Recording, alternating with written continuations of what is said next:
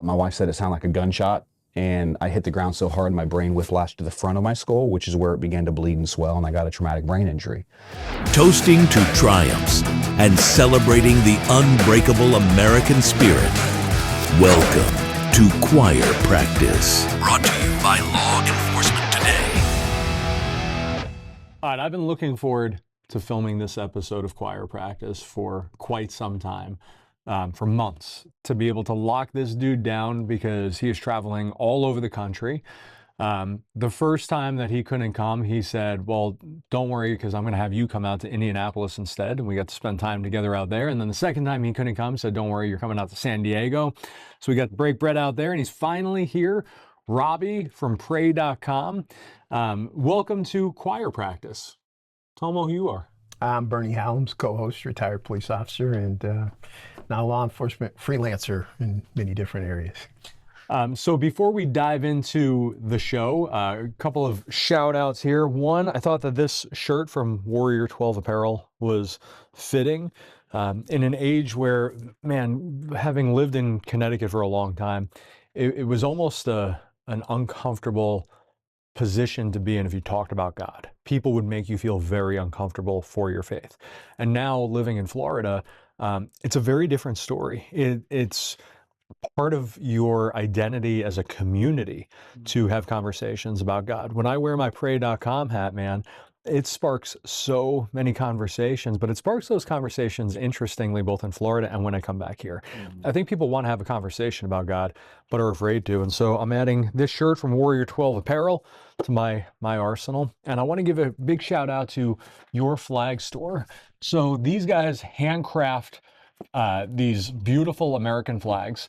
They handcraft them, they hand paint them, and they made one for law enforcement today that is going on the whiskey wall. Absolutely amazing organization, amazing people. We're going to link them up in the comments, so make sure to check them out and go get a custom flag.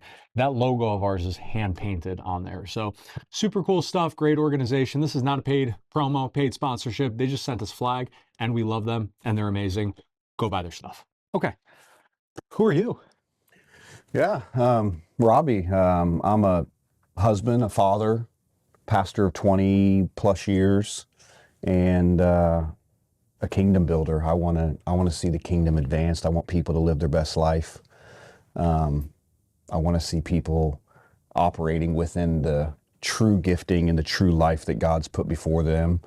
And I'm on my own faith journey, right? Like, I don't think you arrive at the destination of faith. I think that it's a journey, and you'll get there in eternity. That's when you arrive at the destination. And until then, it's just a journey that I'm on as well. So I'm not only feel like I try to help other people, but I'm also getting better on my own. Having grown up Catholic, born and raised Catholic, now a recovering Catholic, my family attends our churches, the Church of 1122, based out of Jacksonville, Florida. And one of the things that kind of hit me at first, the first time I saw this dude, our lead pastor, Pastor Joby Martin, I'm like, that's a man's man. Like, that dude's got a killer beard and tattoos, and he's up there wearing denim. Like, I'm used to the collar. And so when I saw and heard about a pastor, I was really kind of living in that bubble for a very long time. You don't look like a pastor, but man, the conversations that we've had together to really kind of be able to dive into the Word, it really was an awakening that faith and religion are two very, very different things. 100%. So let's talk, before we even dive into any of that, did you get to hear his backstory? You told me. Okay. You got to share this story with everybody, man. And I'm going to let kind of Bernie guide us through this and ask all the questions that I'm sure he has that I've already asked you. So let's dive in. Yeah.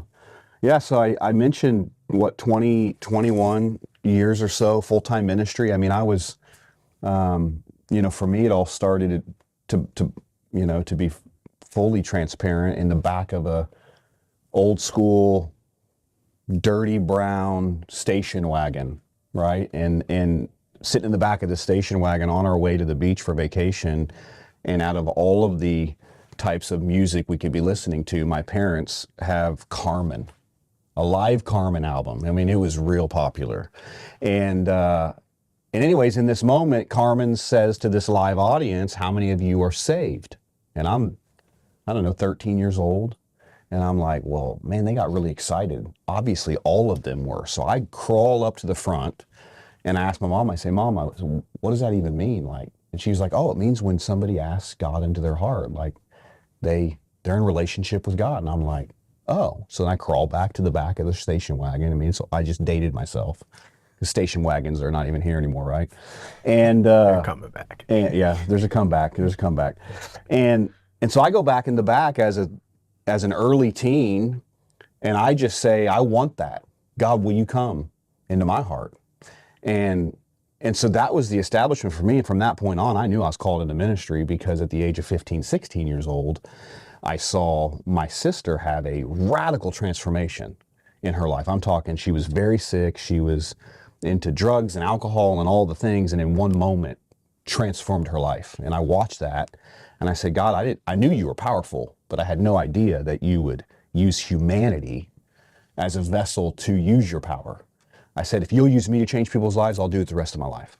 So at the age of, I don't know, 14, 15 years old, I'm now committing my life to, a journey with people in faith, because I want God to use me in this way like he just did for my sister. And so then that goes through a couple mega churches, a church plant, a small country church.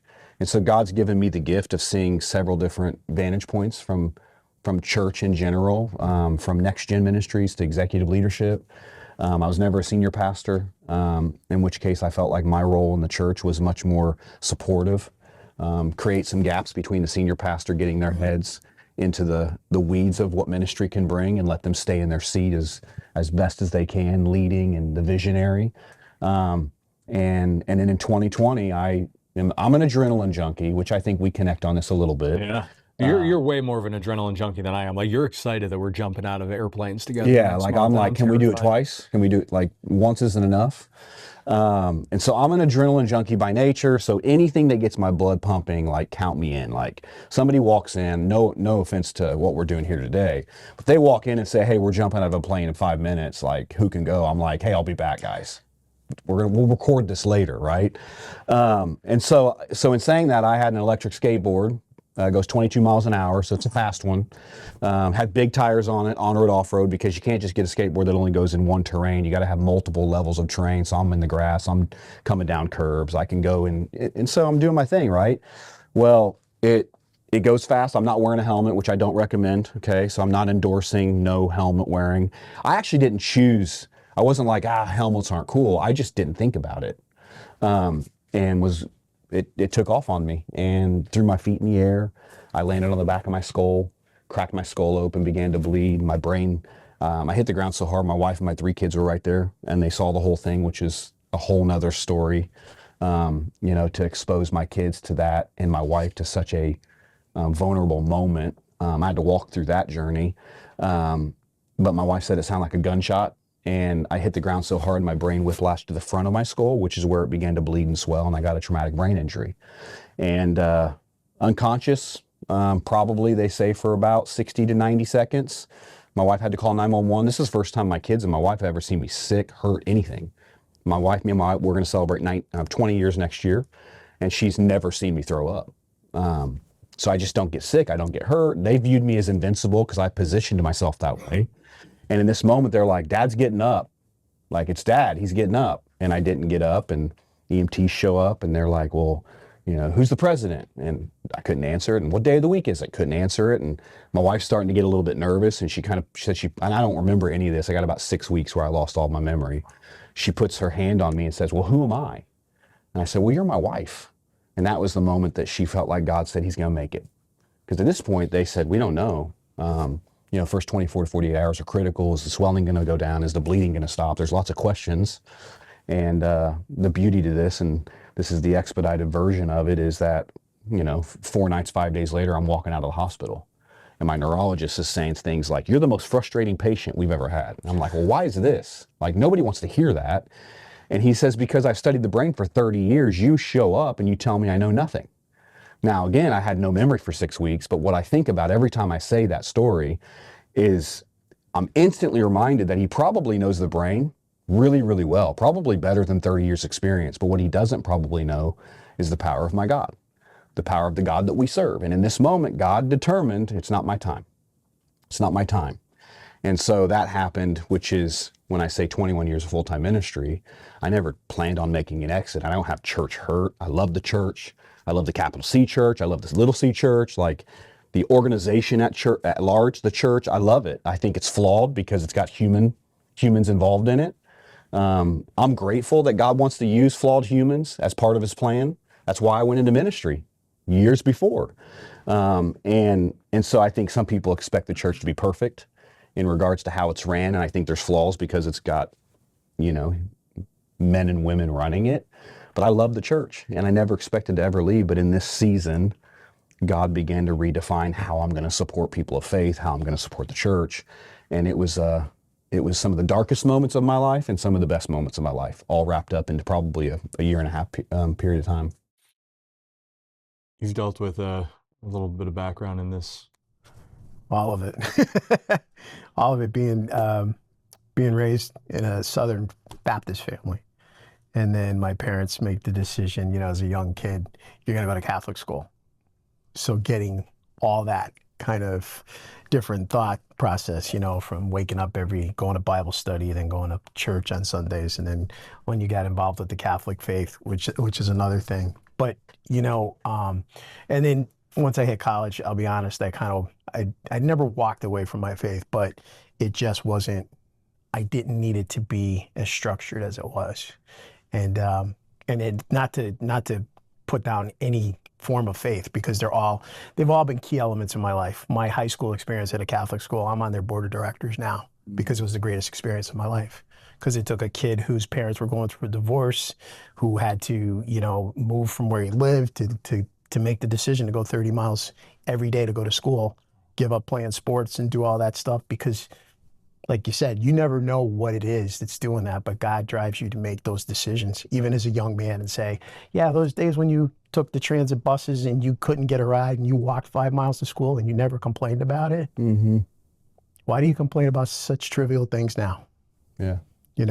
But coming back, now as you're getting older in my life and really refining my faith is one of the best things ever.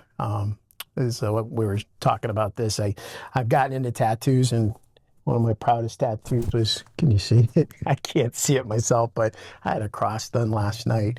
And, You just had that done last night? that was last night, yeah. That's fresh. I want the world to know. You want the world to know that our time here is so short, but what we do is leaving a legacy for other people, and it's in so many different ways. My goal every day is one random act of kindness, at least one every day. And it doesn't have to be big. It's just reach out to someone you haven't talked to in a long time. Tell them you love them, because I'm big with that. And a lot of people I know are not, but you can see the change, from, oh, okay, to, yeah, hey, yeah, love you too. Yeah, because it's okay. Mm-hmm. It's okay. And it's okay to talk faith, and this is my base for where my faith came from, in the South as a kid, but also carried through the Catholicism, structuring me to be the person that I am today. And now just kind of I call myself kind of an independent contractor of faith because I just listen to so many different modalities. I'm in the gym listening to Joel Osteen's podcast because that's what I want to get me through that period of time, because that's my time for me. Mm-hmm. And I consider that my time for growth with God. So I'll listen to him instead of music now. So my daily workouts, we jokingly call it working out with or getting jacked with Joby and Jesus, because my pastor Joby Martin, that's what gets me through my workouts. And you think, man, if this workout, if I think this is tough, imagine what the alternative is. But let's talk about your road to recovery, because it was not quick. No, I mean, it was. I'm a pretty fast-paced person, so slowing me down was challenging. And I guess what's important to hear is, like, even though I walked out of the hospital, 4 nights, 5 days later, and this is maybe another conversation for another time. The medical industry, in a sense, said you're good. But the psychological impact, the part of my brain that was damaged, was the same space that carries logic, reasoning, and emotions. So you got to imagine a late 30-year-old husband and father of 3 kids that now has extreme barriers between logic and reasoning with young kids. I mean, they were, gosh, somewhere between the ages of 4 and 10 years old. I have major gaps in logic and reasoning, so I can see the letter A, I can see the letter Z, but I have no idea how to get there. Those middle letters make no sense to me anymore. And then the emotions were just, if you build a brick house with your emotions in them, in every room, you compartmentalize this emotion's designated for this, and you kind of build those walls, I think, as you grow in years. Then you open those doors and you can shut those doors. You can access those emotions in the right times, and you can enter and exit emotions. Well, my house blew up. So I had emotions just wandering. And in one moment, I may begin to weep as if I've lost my entire family in a car accident, but not have any reason for it. Like that's the emotion I might have felt, but I don't have any purpose behind my emotion. Or I'd get really, really angry. I mean, I've never been in a fist fight in my entire life, but I would get so angry that I'd be like, man, I want to get in a fight, physical fight. And I'm like, I've never even felt that emotion before. Or fill in the gaps. All of the emotions the spectrum was large. I was feeling them. And so then I quickly isolated from my wife and kids because I knew these uncontrolled emotions can create some collateral damage. In which case, I think a lot of people have uncontrolled emotions that create collateral damage. And if there was just more control and more discipline in their emotions, it would be safer to be around them, right? And the more well-disciplined people are in their life, the less damage they create in the wake of living their own life. And in this moment for me, for a solid 1.5 years, I was a optimistic people person. That's who I was pre-accident. Post-accident, I became much more pessimistic and lonely, isolated.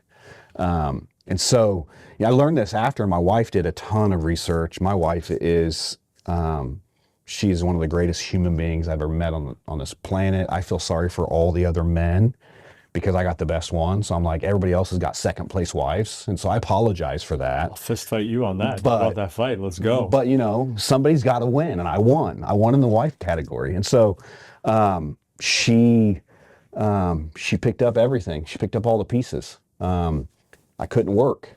I couldn't provide emotionally, couldn't provide physically. I couldn't protect my family. My dad taught me growing up that my job was to provide and protect. If you want to get married and have a family, provide for your family and protect them. That's your job, Rob. And so what I didn't realize is in this journey of isolation, and I probably spent 8 months on my own. And in my isolation, what did I do? I went into my hot tub from probably 8 p.m. to 2 a.m. and I'd watch The Godfather. It was just disconnect. I'd enjoy, just enjoy some time with myself, and it was safer that way. A lot of self-reflection, a lot of self-evaluation. And my journey went in stages. I would say initially I lost faith in humanity because I had these unrealistic expectations on humanity. And as a pastor for 21 years, I walked a lot of people through a lot of hardship and a lot of life experiences. And there were times that, in the union of my marriage, I would say, hey, babe, can I go be with them? I know I should be at dinner. I know this is an event for our family. Is it okay if and so I would get the union of our marriage in agreement, because that's critical there. But I was there for people. And so I had these unrealistic expectations, these hooks on my walking through other people's journey. I learned in this moment the hook was, I'll be there for you, but you better be there for me. Yeah. I didn't know that I was doing that, but I was subconsciously in a way saying, I'll be there for you, Kyle, but hey, if I need you, you be there for me. Yeah. And is that right? Is that wrong? I think it doesn't matter. I think in this moment, I learned my expectations on humanity were so unrealistic. Even if they met the list I had, it would have still not been good enough. Why? Because God was doing something on my heart. He was doing something internally. There was a surgery happening inside of me that I didn't understand. So I lost faith in humanity for the first few months. I said, where's everybody at? Like I'm down. Where are the people that are surrounding my wife and kids in this moment? I can't be what they need. Where are the people that are standing in the gap for me?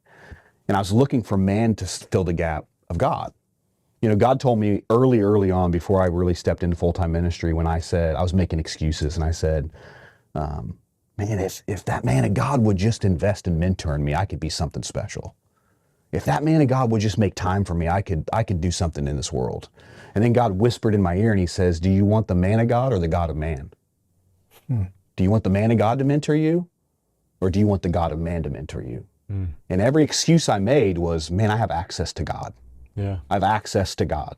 And in this moment, I think what I expected man to do, God said, I can do that. And that's what he did. He was faithful. And so my anger towards humanity went to my anger towards God. Why did you let this happen? Like, why would you let this happen to me? Like, I've dedicated over 2 decades to ministry, to you, to your call, to what you called me to do. Why would you create this moment of weakness? Blamed him. And what's interesting about God in this journey, I mean, I had 2 decades of full-time ministry, and I love God. I have a great relationship with God. Like, I read the Bible many times. I believe the scriptures. I'm a man of faith. All that's valid and real, and there's a strong foundation there. But in this moment, I was so angry towards God because of projection. I projected this fault towards him, that my relationship with him changed. My proximity changed with God, but his didn't. And you know what was interesting is I would get more mad. And usually when you get mad at your friends, like, you do enough with your friends, and guess what they do? They create some distance. Yeah. Like, if I do enough things that frustrate you, or even directly, it's not even like subconscious, it's like I directly try to push you away, you walk away. It's human relationship. It's that vertical righteousness versus horizontal righteousness, right? And what's interesting with God is he never would leave.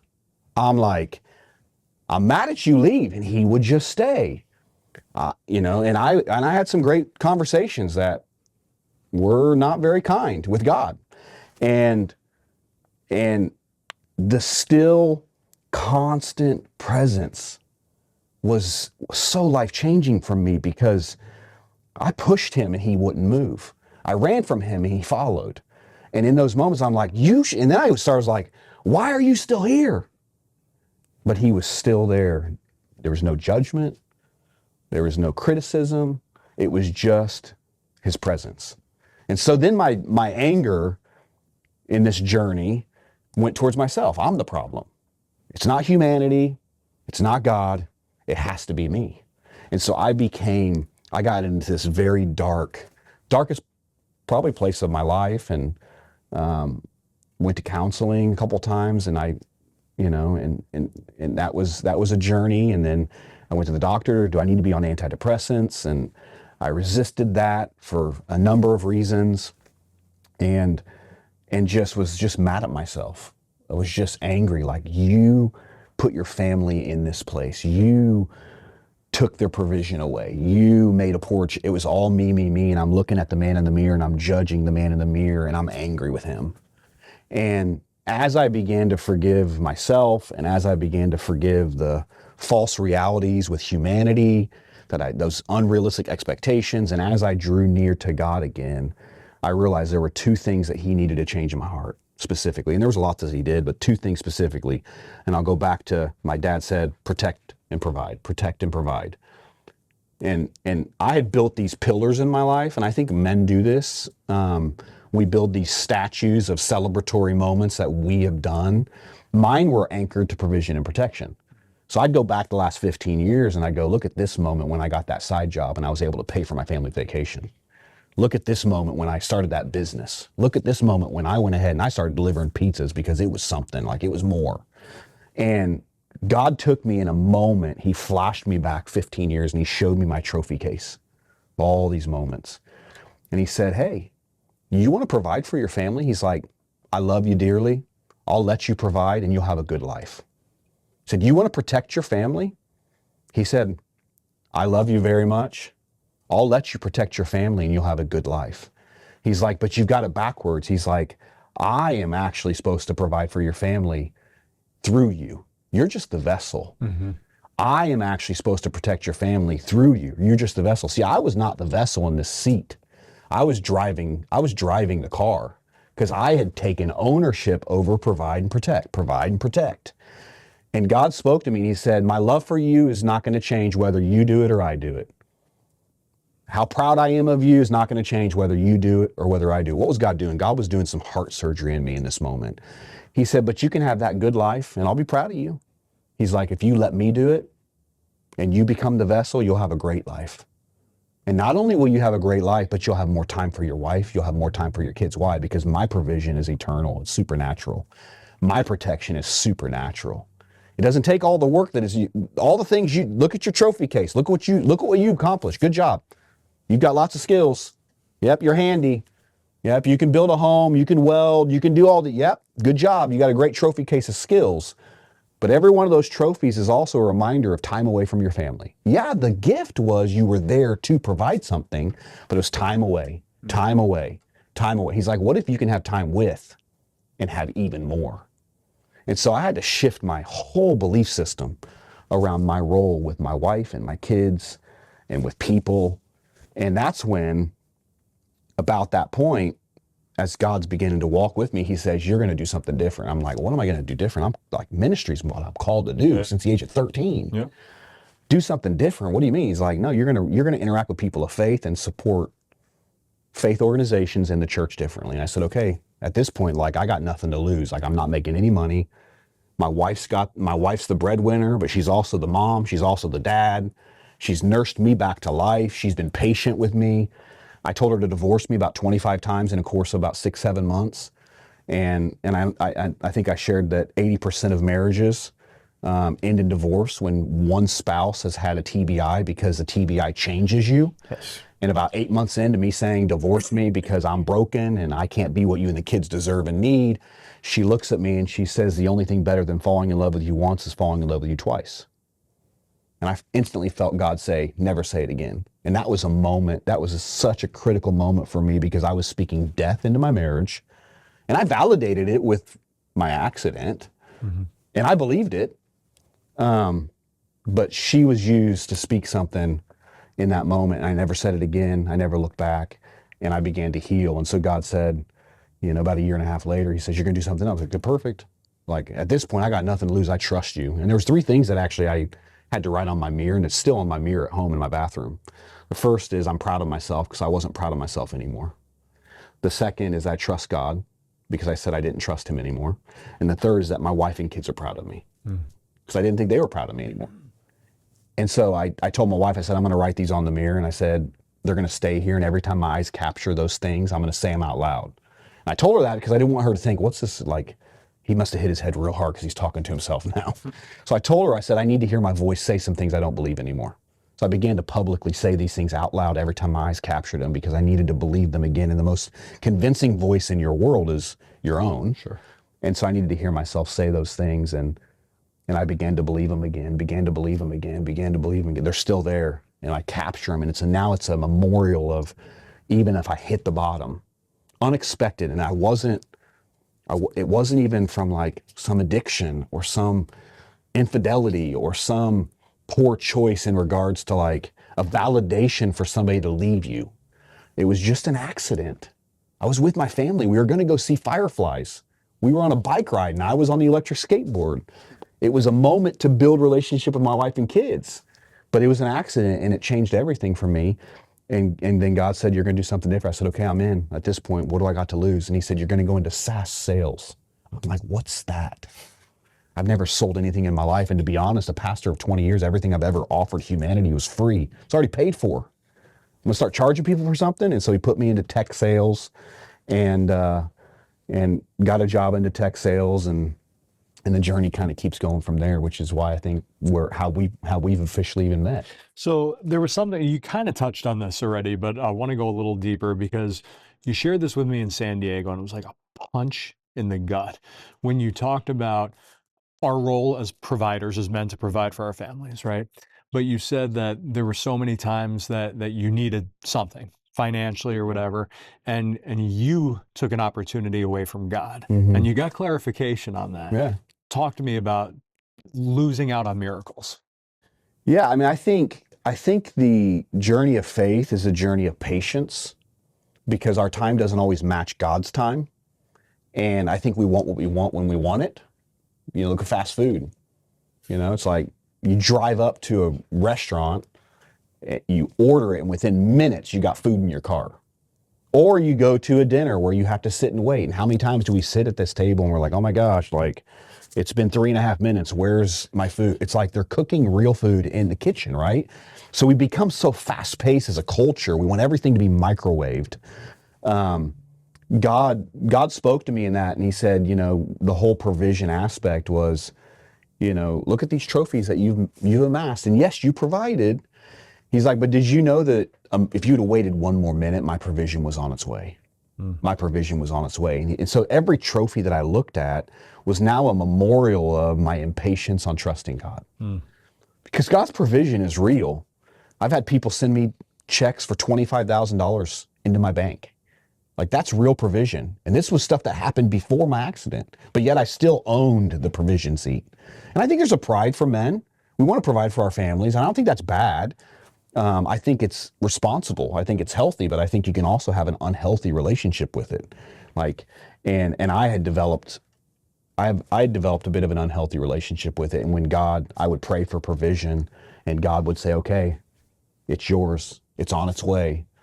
I would exit the drive-through a minute before the food was supposed to come into my car. And I'd go home with nothing, but guess what I'd probably do? I'd get home and I'd make a PB&J. I'm gonna do something. But I lost out on the warm meal. Why? Because I left that drive-through a minute early. I'd already paid. The price has already been paid. God had already paid the price. He had already ordered the food. He knew what I was gonna ask for before I asked for it. It was already on its way. But if we exit too soon, or we pick that thing back up too soon, we miss out on the blessings that God has for us. And that's what I had done many, many times. I have the most incredible business partner in the world, right? Can I say your name over there?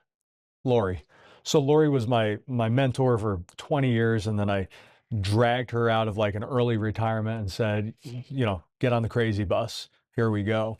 And we've had so many conversations about the role of God in business and the role of us in business. And I came to realize pretty early on that the biggest enemy in the business was me. The biggest screw up in the business was me. And a couple of weeks ago, we ran into a financial situation, and I prayed on it, right? All right, God, I don't know how to solve this one. It's a lot of money. And 4 days later, get a call from another client. Hey, we want to step up the services. The exact amount of money that we lost, we got days after I prayed on it. And it's just, that wasn't me, man. It was not a me moment. That was an opportunity from God himself that it's very easy for us to say, all right, God, I got this. This is me. This is my job. I'm going to fix this. And to your point, God's like, all right, cool. You got this. You're a hard worker. You're good at what you do. You've got skills, but I had it better. I had a better opportunity. I had more abundance for you. And dude, that is tough as men. Especially when you have, in my case, a wife and 4 little girls and 2 dogs to provide for. It's tough to surrender and to relinquish control and to truly walk in faith. Yeah. So let's talk about you go into SaaS. Probably people who are watching this are like, I don't know what SaaS is. I didn't either. And then you crush it. And then where'd you end up? Yeah, so SaaS is software as a service. It's technology, and it serves a purpose for organizations. There's faith-based. There's corporate America. There's many people are operating within SaaS technology without probably knowing the more technical term, and so I did my first kind of year and a half in SaaS sales. Did quite well. Broke company record within 3 months. Then broke my own record twice over the next 3 more months. And so that validated that I had, I've got some skills within SaaS sales, because I had no experience prior to that. And that caught the attention of Praycom, which is where I'm at now. I've been there for over a year and a half, as they were building out a team that understood the faith space. Because there's a dynamic in sales where at the end of the day, like, what you're providing is only part of the equation, but it's also the trust in the provision of what you're providing, right? So it's like, and I think in the faith space specifically, I think my experience has been that a lot of churches feel kind kind of like second-class citizens a little bit. Like they just try to get you in the door, get you to swipe the card, and then you kind of come like, we'll talk to you in 11 and a half months when we need you to re-up. And so one of the things I went into this with was I want to serve churches better than anybody's been served. And that wasn't just to get them to get into partnership, but it's treating them so good in partnership that they go, we can't imagine life without this.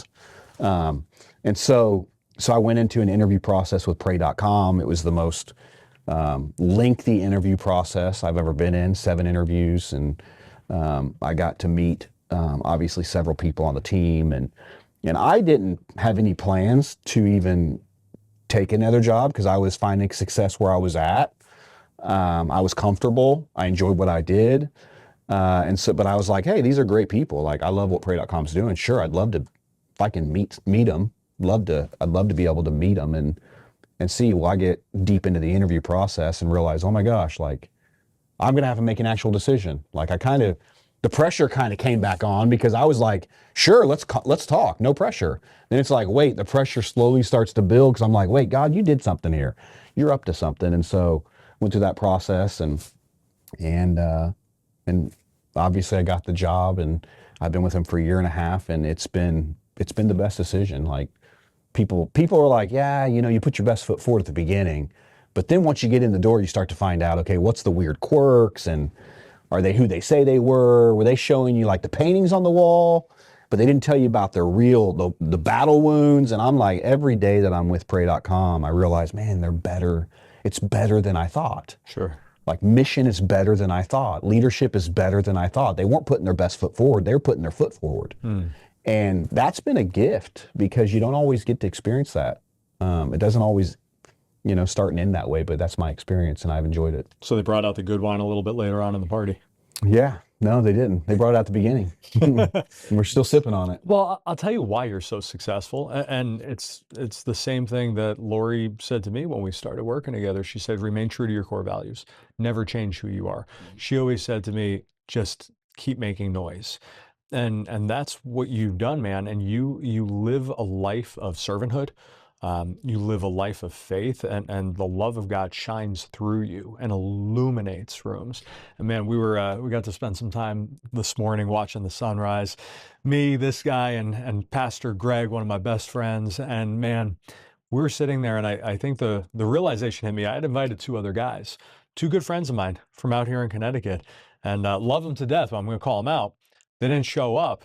And you guys from 2 entirely different states, Texas and Florida, did show up and spent that time together in brotherhood. And I think it was a reminder that the closest people in your world and in your life aren't the people who are necessarily literally right down the road from you, a 2-minute drive, but are sometimes the people who are entirely across the country, couldn't physically be too much further away.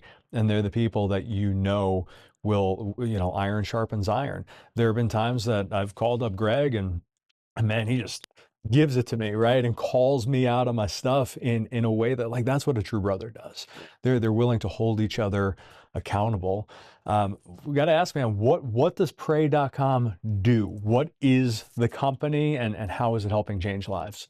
Yeah, great question. Yeah, Pray.com, started in 2016. And, if you think about the time that we were living in 2016, it wasn't that long ago.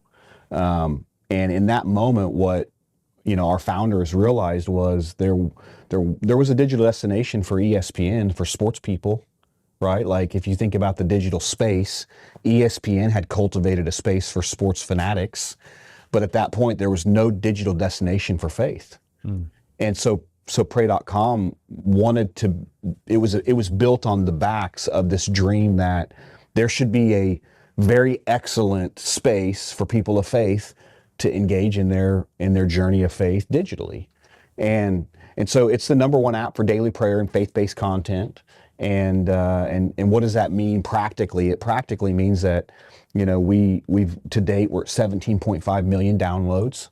We're seeing, roughly 20,000 brand new downloads a day. Wow. We've got relationships, exclusive partnerships with 20 telcos, telecommunications, which is more of the global aspect of where we're aiming and heading. And because we want to reach people and people are everywhere. every tribe, every nation. And so we're using AI technology to do voice-to-voice translation so that we can take people of faith that maybe only know one language and they can use their voice to translate into a native tongue of somebody else. And so we're utilizing technology because here's the reality. The reality is the best message deserves the best tools. And we've got the best message on the planet. It just needs to be reinforced with the best tools. And so Pray.com is trying to, and successfully, in my opinion, establishing faith-based tools to surround the best message and hit the multiplier. And so we've done that internally. We've got over 5,000 pieces of content internally on Pray.com. It's both app-driven and web-based. I recommend downloading the app. You can actually download Pray.com for free if you go to www.pray.com/Robby, ROBBY. You can download, there'll be a link in there. You can click that link and get premium access for free. That'll be a free gift. We'll say it's a gift from you guys. But download. Just announce that there. Download that. That's, I mean, it's a way for you to engage in faith and utilize it. There's content, again, 5,000 pieces of content we've created. And then on the back side of that is we're getting in strategic partnerships with faith leaders, top faith leaders in our world. We've currently got 84 partners, and we're looking to advance that. And who are we looking for? We're looking for people that are creating faith content. Really the only real rule that we follow is we want it to be theologically sound doctrine backed by Scripture so that we can steward this audience that God's helped us develop well, right? We don't want there to be any question on, are we stewarding the audience God's helped us develop and build. And so we're looking for partners that are creating faith content, whether that's going to be audio content in a podcast form, maybe it's video content. It's got the audio and the video elements. And they're saying, hey, we're trying to get to people. We're trying to reach people. How do we get to them? How do we find the people that are looking for us? You're already downloading it. I'm doing it right now. We've been gifted and a lot of it's hard on the backs of hard works. Our 4 founders, Steve, Mike, Matt, and Ryan. Incredible. Just incredible leaders. They went out and they raised $36 million from some of the top venture capitalists in the world because they knew that this cannot be another kind of Christian company that's been done with a Christian type budget. And I don't mean that in an offensive way. I just mean that they wanted it to be done to represent the kingdom well. And representing the kingdom well, God's excellent. Like what he took me through in my journey, it wasn't just a mediocre, halfway done journey. He took me through such a life change experience. I mean, I feel like I was given a gift on a second life. And honestly, I got a second career. It's a new career. I feel like I'm still very much in ministry, but it was top-notch service that God provided for me and my family in this moment. And so how do we do that? How do we translate that to people in their moment now? Well, what we want people to engage in their communities of faith and churches. We're not trying to replace the communities of faith, congregations of faith. Nothing will replace this moment. We could get on a Zoom call, it'd be great. But nothing will replace this moment when we're sitting in this room together and we're having this conversation. So we encourage people, get into your communities of faith, engage in local churches. But how can we help empower people to live their faith every day, own their faith every day? Because I can tell you as a pastor for 2 decades, there were times the tyranny of the urgent was so real. That next event was so real. I had people waiting to get on my calendar and I just couldn't figure out how to get them in. I'd be like, hey, can we get together in a couple weeks? A couple weeks would go by and that person's urgent issue became not a big deal. And I didn't know it was an urgent issue. And so now it's like, I don't really need to meet anymore. Things are good. They went into isolation, and it's in isolation where the devil can do his most work. And now they're waiting on humans. They're waiting on the man of God, like I was justifying, waiting on the man of God for this moment when they have access to God right there in their moment. Well, how do we empower them? There's more of these on planet Earth than toothbrushes. It's insane. There's more of these on planet Earth than toothbrushes. People are accessing all kinds of content on these things. Why not put them the highest quality faith content that helps them own their faith? And the beautiful thing is we're seeing people engage in this 77 times a month. So almost 2 times a day, people are clicking into pray.com, 6 hours a month. That's 90 minutes a week. People are getting into this and saying, I want to do some, I want to engage in faith. I want to develop myself. I want to learn more. I want to sharpen my life. And that's from moms, that's to grandmas, that's to husbands, that's fathers, that's young entrepreneurs, it's people of all ages, all backgrounds, all levels of faith. We have people that we would say are Christian curious all the way to seasoned believers. It's a safe place for somebody that's maybe a Muslim, a Buddhist, and a atheist. It's a safe place for them to even begin to navigate. What is this faith stuff about, right? Like, can I learn more in a safe environment? And honestly, a lot of people think that church is in the decline. It's really not. If you look at the stats, the way people engage in church is changing. The way people are engaging in faith is changing. But church is not in the decline at all. Well, you know who wants you to believe that the church is in the decline? It's the enemy. Yeah, right? Absolutely. It's the devil. I got to tell you, when I first heard about the organization, I said, no way. Man, we've worked through our marketing agency, right? We've worked with so many different Christian groups and conservative groups and gotten to know that, unfortunately, there are a number of them out there that are fake, that are grifters. They just want to collect a donation or a dollar. And so when I heard about this massive app, I said, it's got to be fake. It's got to be a grift, right?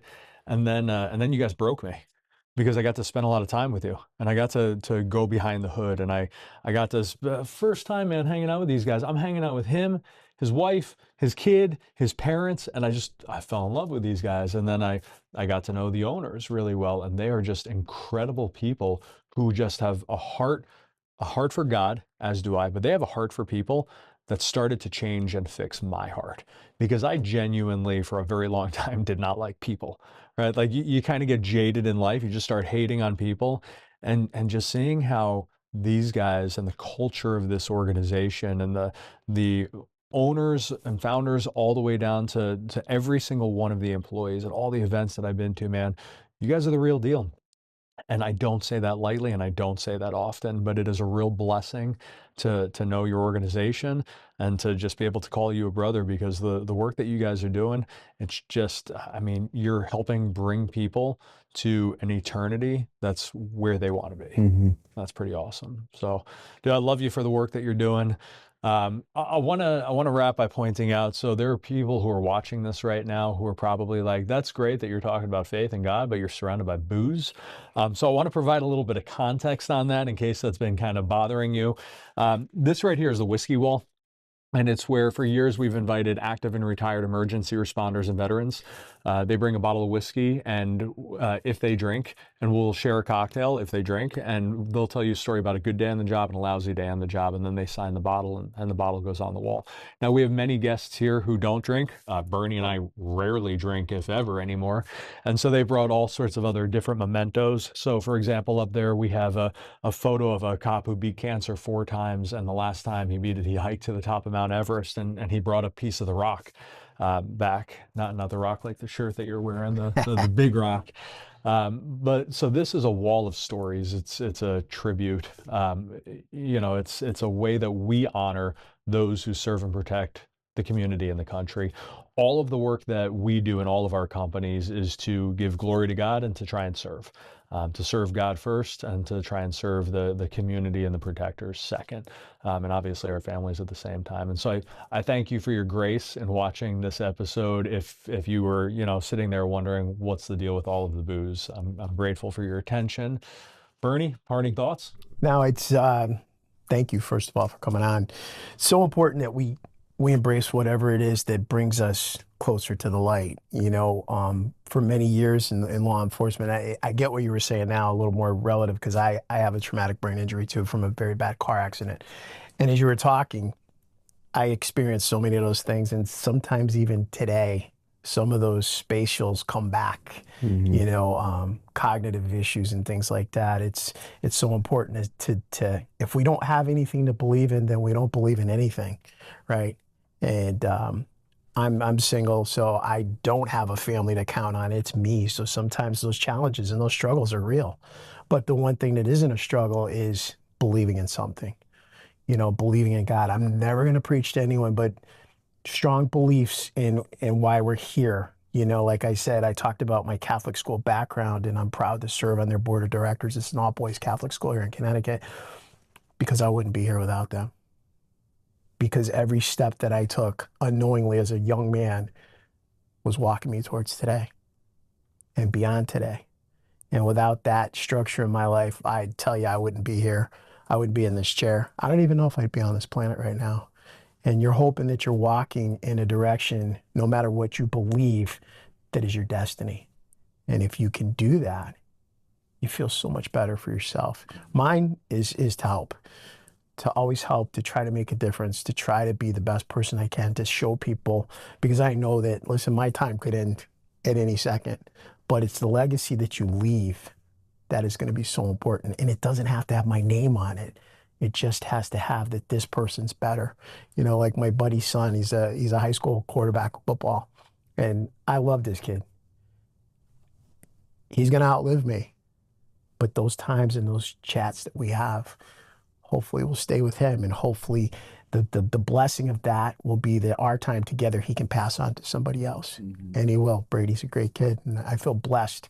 And I thank God for my relationship with him and his family and all the other kids and people that you mentor and you talk to. And there's a reason for it.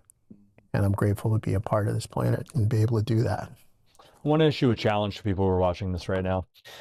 This is the greatest invention and also the worst invention that we have ever seen.